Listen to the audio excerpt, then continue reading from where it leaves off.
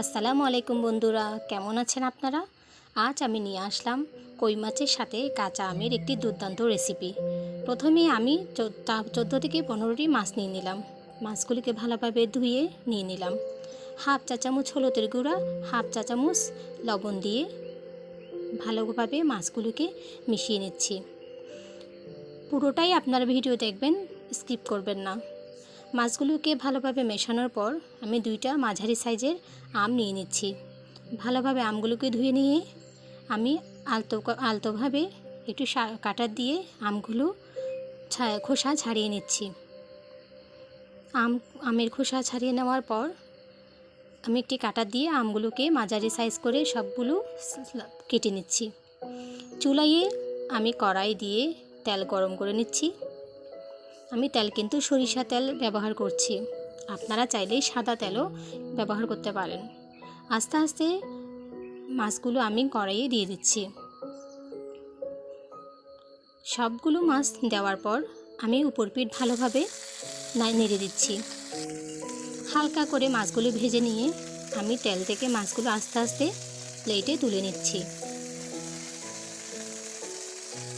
প্লেটে সবগুলো মাছ তুলে নেওয়ার পর আমি এবার এই তেলে কেটে রাখা আমগুলো হালকাভাবে ভেজে নেব। আপনারা আমার ভিডিওতে সাবস্ক্রাইব, লাইক এবং কমেন্ট দিতে কিন্তু ভুলবেন না। এই রেসিপিটা ঘরে ট্রাই করতে পারেন, খুবই সুস্বাদু। যেহেতু কাঁচা আম দিচ্ছি, তরকারিটা একটু টকই হবে, খেতে খুবই ভালো লাগে গরম ভাতের সাথে। এবার আমি তেল থেকে আমগুলো আস্তে আস্তে তুলে নিচ্ছি। এবার আমি এখানে 2টা ফালি করে কেটে রাখা কাঁচামরিচ, 1 চা চামচ রসুন বাটা, 2 চা চামচ দিয়ে দিচ্ছি পেঁয়াজ বাটা, হাফ চা চামচ দিয়ে দিলাম বাদাম বাটা। এবার সবগুলো মশলা আমি একটি খুন্তির সাহায্যে ভেজে নিচ্ছি। মাঝারি আঁচ পর্যন্ত ভেজে আমি বাদামি রং আসা পর্যন্ত এই মশলাগুলো ভেজে নিব। এবার আমি একটি বাটিতে 2 চা চামচ গুঁড়া মরিচ, 1 চা চামচ হলুদের গুঁড়া এবং হাফ চা চামচ ধনিয়ার গুঁড়া দিয়ে এক কাপ মতো পানি নিয়ে মশলাগুলো ভালো করে পেস্ট করে মিশিয়ে নিচ্ছি, যাতে তেলে দিলে এই মশলাগুলো পুড়ে না যায়। পানি দিয়ে মশলাগুলো মেশালে খুবই ভালো হয়, বাটা মশলার মতো স্বাদ আসে তরকারিতে। এবার আমি এই মশলাগুলো আমার ভেজে রাখা পেঁয়াজ রসুনের মধ্যে আস্তে আস্তে করে ঢেলে দিলাম।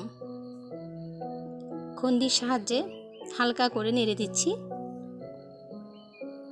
এবার আমি এই মশলাগুলোকে 10 মিনিটের মতো ভালোভাবে জাল দিয়ে নিব, ভালোভাবে কষানোর জন্য। 10 মিনিট পর ভালোভাবে কষিয়ে আমি এখানে 1 কাপের মতো টমেটো সস এখানে দিয়ে দিলাম।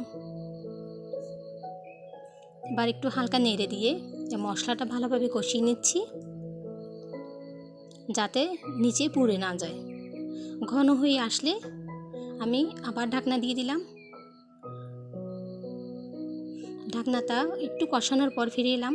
এবার আস্তে আস্তে আমি এই মশলার মধ্যে আমার ভেজে রাখা কই মাছগুলো দিয়ে দিচ্ছি। এভাবে আসসালামু আলাইকুম।